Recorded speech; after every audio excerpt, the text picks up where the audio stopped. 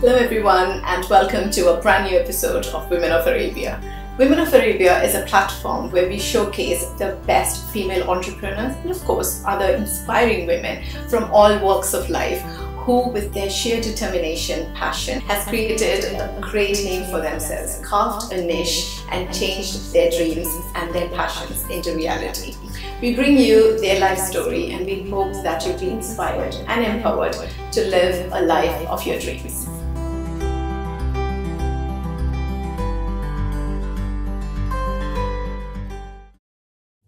And today, in conversation with me, is someone who has indirectly actually caused a huge impact in my life. And she's someone who's been changing lives of many people here in the region and of course back in Lebanon, and is also spreading her wings to Bali very soon. She is the managing partner of the Change Associates, Rita Baki. Hi Rita. Hi. Thank you so much for being part of Women of Arabia. So, like I was saying, just to give them a small perspective of why I say that you have indirectly inspired my life or changed my life.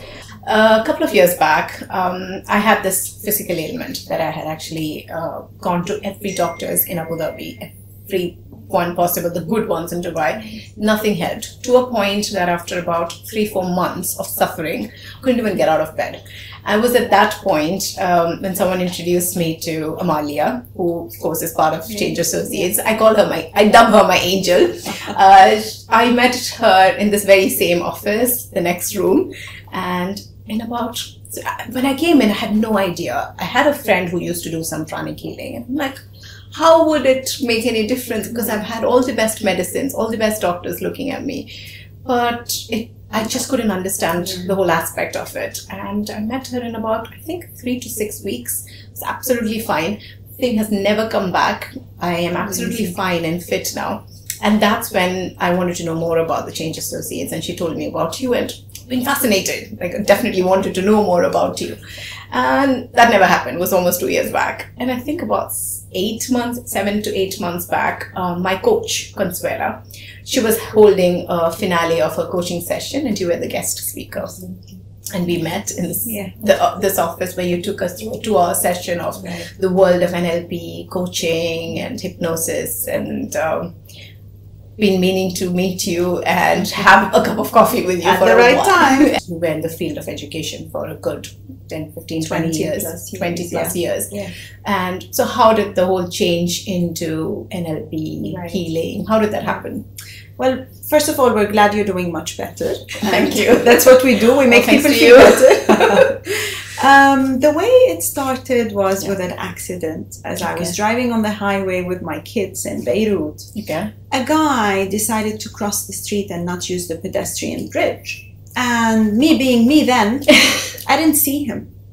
So I just hit him. He bumped on the front of the car, broke the front glass and flew a few meters away.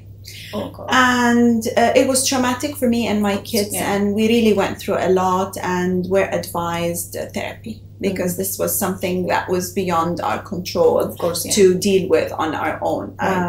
So I started therapy, took my kids to therapy in Beirut during the summer break. And then it was time for us to come back to Dubai.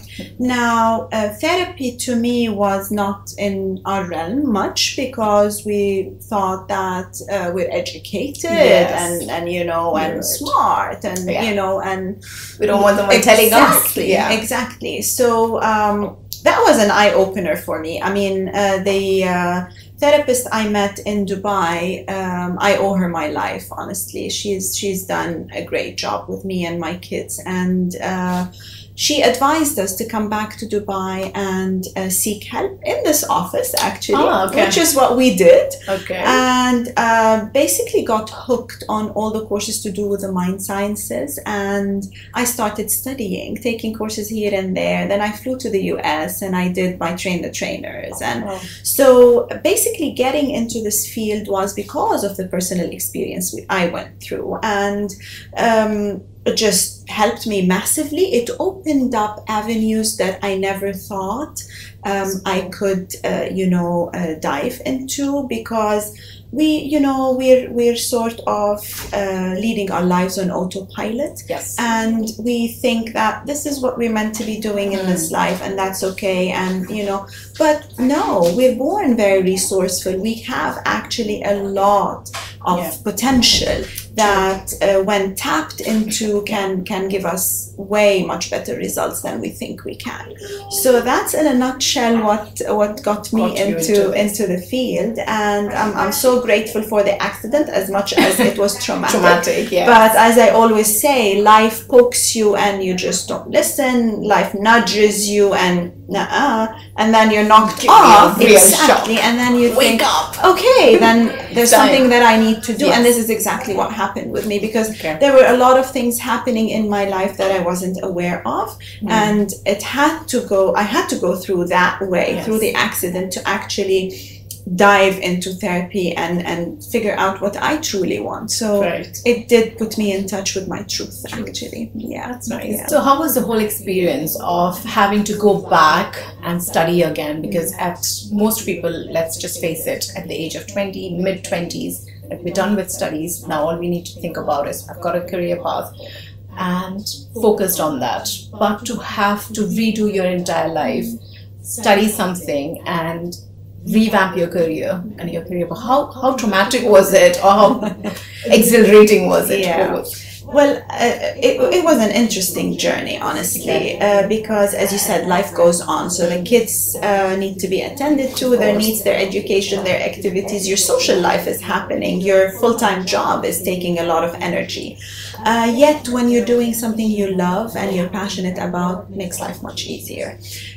So basically, I was enjoying every bit of my studies because I was fascinated with the mind sciences. I was fascinated at how much people can actually change and how much you know about yourself, stuff that you never dreamt is within you, right? Yes. So when you dig in, you're like, interesting.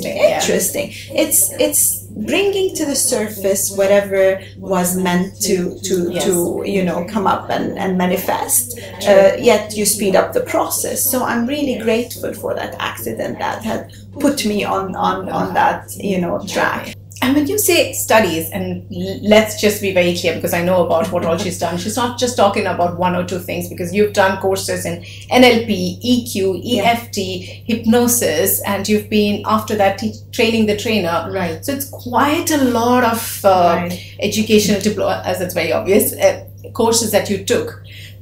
Just to ask you, what was the biggest challenge that you faced? Because I'm sure you faced. Were there more of an inner turmoil? Was it external forces? So the two obvious reasons that everybody stops at are time and money and fears. So fear is big, and limiting beliefs, because we sort of follow a herd mentality. Like, you grow up, you get your studies done, as you mentioned, and you start working and you make money, and then you save, you get money, you conceive, life goes on. Got a family, then. So when you're sort of rocking all that, the community, the environment is not very welcoming, and it's not very familiar to the people around you, that you're quitting your job, you're redoing your studies. So that was post quitting my job and redoing my studies. So you decided to plunge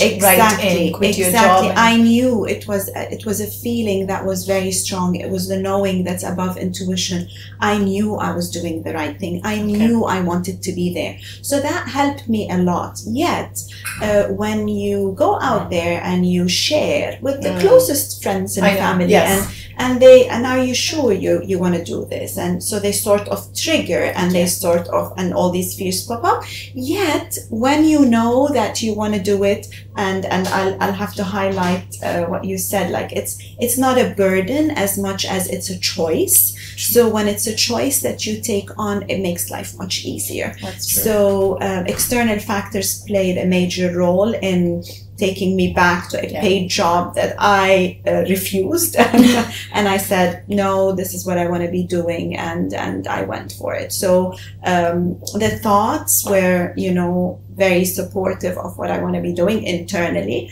And I just followed my heart and I did it. And money was also an issue because I had just invested all my savings in this company. I had just divorced. Wow. So everything happened at the right time. Exactly. But still, you somehow figure your way out. And it's these vibrations and thought processes that are going to help you attract what you need at the time. This is probably something, as someone who knows mind sciences might be able to help. Because when you say, just your example, the internal turmoil and the external influences, and you always knew deep inside to go ahead with what you believed in. Right. I'm sure there are thousands, millions of people, including me, who's got this daily turmoil, you know, a fight between our internal mindset, which I know I should listen to. If just taking my example, I know I should listen to it. But how do they just power through, you know? What do you suggest for those people who know very 100% that this is what I want to do, but it's just still, what do you think they should work on? Right. So as we mentioned, there's a lot of limiting beliefs that creep in. What mom said, what dad said, what the ecology around us and how we were brought up. Right. So that mainly is what needs to be tapped into. So I strongly advise people to invest in themselves, go seek coaching, seek help, whatever needs to be done for them to get the clarity, because sometimes we know we're doing the right thing, yet we don't have the courage, we don't have the resources. So it's important for us to seek help in that sense, to set some sort of clarity as to the way and to moving forward. Right. So definitely seek that. Yeah, but that is also something which our society has to get used to, because, like, you know, our conversations before, we know that there's a stigma attached to seeking help, especially mental health. There is definitely a stigma attached. Of course, things are changing. There's a huge mindset change that's going on. But still, I think if we really believe that we have, and this is something in our previous conversation during our 2-hour session, which you mentioned, that identifying that you have a problem is half the battle, right? Absolutely. And once you identify that, the avenues are... Exactly. It's the people who live in denial that scare us most. So identifying and acknowledging that there's a problem that needs to be attended to, or a challenge, or and sometimes it's and we see it and we know it and we feel it, yet we still deny it. So when you acknowledge and you sort of take it on board and deal with it, that's half the job done, definitely. So I really have to say that there's a lot of people in our lives that do help in that sense. It could be a conversation with a friend, it could be a movie, it could be a sign that you read on the streets that would open up your mind to new avenues. So be mindful and be accepting of what's around you and what could be talking to you. But when we're just so determined that this is how it's going to be in this life, and so you're not open to listen and to receive. Any tips on how to be more mindful? Because I'm sure, Absolutely. Quieting the conscious mind. So you can listen to music, you can do some self-hypnosis techniques that we teach, you can work on your emotional state with few tips and tricks that we teach, but mainly it's shutting off the conscious mind that we call the monkey mind, that's constantly analyzing and criticizing and judging. So when that is set aside, we connect with our truth and with our subconscious. Listening to music helps a lot. Breathing, focusing on diaphragmatic breathing helps a lot.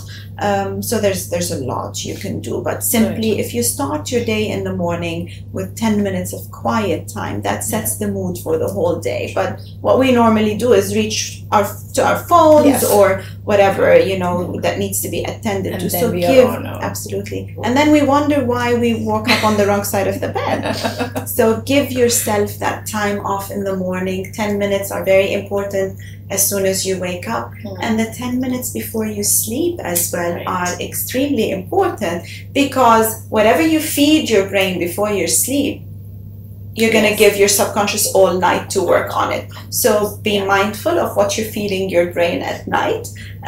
It could be an affirmation, it could be a quote, it could be a piece of, you know, music that you love to listen to, somebody you look up to that you know, just listen to. Of course, it's not easy, it's just programming, right? It's doable. Yes, and it takes some discipline, right? So when we're determined and we're disciplined, everything is possible.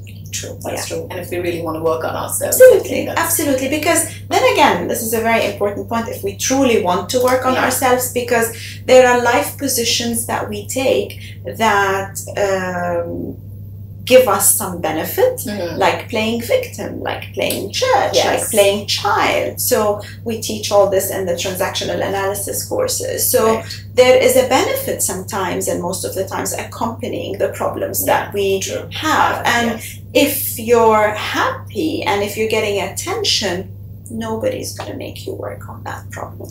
That's true. So this is where the fine line is. So acknowledging and actually wanting to get that help and wanting to get better. That's true. That's true. And also, from all the techniques that you've done, NLP, EFT, hypnosis, what do you think is by far the most effective, and what's your favorite? My favorite is hypnotherapy, honestly. Yet, I have to tell you that I never use one thing only in a session. So it's always a combination, and it's always according to what the client needs and is ready for. Yes, absolutely. Absolutely. But hypnotherapy, I have to say, is the base. NLP is massive. It's fast. It's, you know, just quick results as well. EFT is more into the energy work and working on the etheric body, and you know, it's like acupuncture without the use of needles. So it's amazing. Transactional analysis is another modality as well. So there's a lot we do. Coaching is amazing as well. Then again, it's what the client needs most. So favorite would go with what the client needs most, rather than what I favor most. But you favor hypnotherapy. Absolutely, absolutely. In my personal experience also, I've had hypnotherapy or hypnosis session, which I believe has probably brought in a faster result. Rather than, I'm not saying that pranic healing didn't, but then of course I progressed from one to another. I just wanted to say that what sets us apart as therapists from whatever modalities out there are being experienced is the fact that we connect with the subconscious mind. And this is where the programming is. This is the hard disk of our brain. And the good news is that disk can be reprogrammed. So when you go in and work with the subconscious, this is when you get results. And this is basically the reason why you fancied it and you loved it, because you could see results. And that's the reason, because we're working with the subconscious. What about, let's say, someone, personal experiences, obviously, someone who has done all the work, has done the hypnosis, have done EFT, does affirmations every day, everything possible, but yet that change in particular, you feel people who always have certain blocks in certain phases of their life or certain parts of their life, and that never changes. Why do you think that is? Like, they might have done all the work, but yet there are certain blocks that don't go away. So there are certain blocks that could be popping up as they move forward, and then we ask ourselves, history repeats itself, and we wonder why history repeats itself. It's because there are certain patterns, there are certain thought patterns that are not dealt with on a subconscious level. So to just answer you, I wouldn't know if they've done all the work. Maybe they think they've done all the work. And there are a lot of people who tell you, I've done everything, I've tried everything, and nothing worked. Well, obviously, there must be something that you've done wrong, or there must be something that you haven't tapped into yet.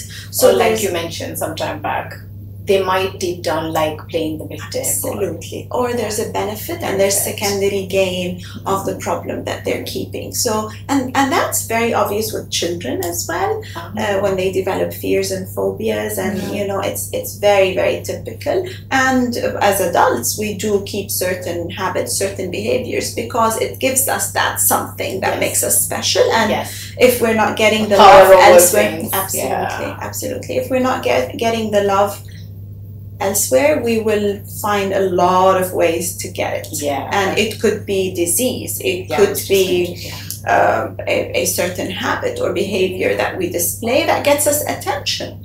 Right? And it's serving a purpose. Absolutely, it's serving a purpose. Absolutely. And to go back also to the way you started, DJ, on the fact that you've seen a lot of doctors and you could not, benefit. And the reason is whatever manifests on the physical body has its roots in an emotional imbalance. So we only get better when we deal with the emotional roots of the problem. And that is communicating with the subconscious mind. So the pills, the medication that you're going to take is numbing the symptoms, and it's not dealing with the root cause of the problem. So, as I said, we're born very resourceful. Our bodies are the largest pharmaceutical fabrication on earth. Yet, we put a self-destruction gear on and we lead our lives accordingly. So there's a lot of potential. There's a lot we can do when we actually understand how the brain works. Right. When you mentioned about kids, just remember, Change Associates, you do work a lot with children as well. So if you can just take us through the different services that's on offer in Change Associates. So you started, Change Associates have been here from 2004, if I'm not mistaken. 2004, absolutely. And then we took over 5 years ago. And we do a lot on raising emotionally intelligent children, and that's the expertise of my business partner, Tanya Fakhouri. So she's on a life mission of educating moms and dads and nannies on raising emotionally intelligent children. So she's visiting schools and nurseries and daycares, and that's all she does. So we help parents and equip them with the right tools to raise an emotionally intelligent child. And we move on to siblings rivalry as well, which is a higher level course as well that deals with kids beyond 12 years. We also do sleep talk for children, and that is mainly communicating with the child's subconscious mind during a certain stage of their sleep. That is the REM, or the rapid eye movement, and that has massive results as well. So you can actually reprogram a child's brain and get them to get over certain habits and behaviors. And do you believe that it's always better to start them early? Start as early as possible? It's always better to start as early as possible. I tell you my personal experience, I didn't know all this when my kids were younger. It's never too late. You can still help them and you can still make a change no matter when and what stage of their life. And it's easier to work on children than people, let's say, above 50, 60? Way easier. But there's nothing impossible. I mean, we've done massive changes, but to answer your question, definitely. All right. Okay, so it was a great conversation so far, but then I think she's got a small trick up her sleeves. She's being the player of mind sciences and everything mental. She has got a question for me, something to analyze me, I guess. Is that what it is? Let's see what comes out of it. Okay, I'm scared. I'm scared already. Okay. All right. So how does it go? I just want you to close your eyes for a second. Oh my God, I'm so not ready for this. Okay. All right. And the reason we close our eyes is just to focus inwards. Okay. There's two questions basically. The first question is, you are about to address a crowd. So you're up on stage and you are given a few minutes to say something that is going to have an impact on the people you're addressing and have an impact on you as well. What would you tell them?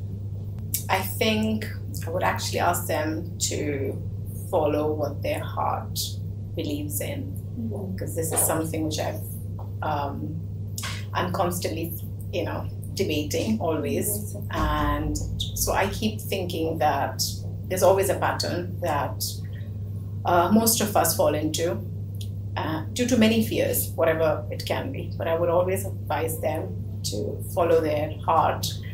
Even if you make mistakes, you'd always learn from that. And I guess that's it. Follow your dreams. Amazing. Yeah. Amazing. The next question is... She's not done. Okay. One more. Okay. If you were given the chance to write something on a billboard that a lot of people see daily, what is the message that you would put up there? It's just one thing that comes up. And that is? Appreciation before anything else. Lovely. Appreciation. Lovely. Yeah. So appreciation. Yeah. Thank you for sharing. That was amazing. Thank you. You can open your eyes now. Thank Lovely. you. Thank you, Rita. So you're welcome. So what we just did is a little bit of the exercises we do to help people find what their life purpose is. So I personally believe that we're here for a mission, and I found my life path, and if I can make one person feel better every day, I'm happy and I'm grateful. So from the answers that you've given me, I'll leave it with you to figure out what could your life purpose be. Right. So initially you said you'd advise people to follow their hearts and to just be grateful all the time. And I think follow the path is what just keeps coming. Follow your dreams is what she's follow your dreams and know that you can do whatever you set your mind to. There's a lot we can do to just move forward in life and to be happy. And I always say it's our birthright to live a fulfilled life. It's our birthright to be happy. And finding the way to do it is simple. It's easy. It's just breaking down all those self-limiting beliefs and whatever comes across us in a gentle and loving way. It doesn't have to be the hard way. It doesn't have to be pain. We go through pain. We go through a lot of obstacles, yet knowing how to handle them, embracing the pain and acknowledging that yes, we're hurt. Now what? Now what do I do? Do I stay and carry this pain around, or I do something about it? And it's a personal choice. And as we said, there are people who are happy with the way they're leading their lives, and that's okay. Yeah, that's okay. You're right. But also, it's always how we react to situations, right? We can choose to react in two different ways, but how we react. Exactly. How do we react, and how soon do we react? So how long do you want to stay in that depressed state? How long do you want to stay sad? How long? So this is where NLP and the modalities come in that are going to help us manage our emotional states to be able to move forward. Right. And now just touching base on what you did with me, to find life purpose. I think many people struggle with that too, because there are many who I know who keeps talking about, I want to find my life purpose because there's a life purpose. Is it, two questions, is it really important? Because there are some people who go beating their head literally saying that, I need to know my life purpose. Is it really important, one, to really know what your life purpose is? And two, for those people who are trying to figure it out, how do they go about to find it out? So if you can just touch. So I'll answer the first question. Yes. We are living our life purpose whether we like it or not. Giving it a title makes it better and juicier. Interesting. Yes. So we're all here to serve, to do something on this earth. So if we're not aware of it, like if we have not put it in words, it's okay. It's okay. Okay. Right? Now, second question is there's a lot of exercises we can do to figure it out, and it's mainly connecting with what you're passionate about, what you'd like to do. It's going over what motivates you and what sets your heart on fire, and mainly it's about others and not about you.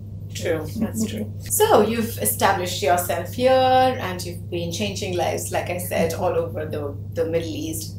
Beirut, of course, Lebanon. And I heard you're spreading your wings to Bali now, right? Absolutely. Why Bali? Why Bali? Interesting question.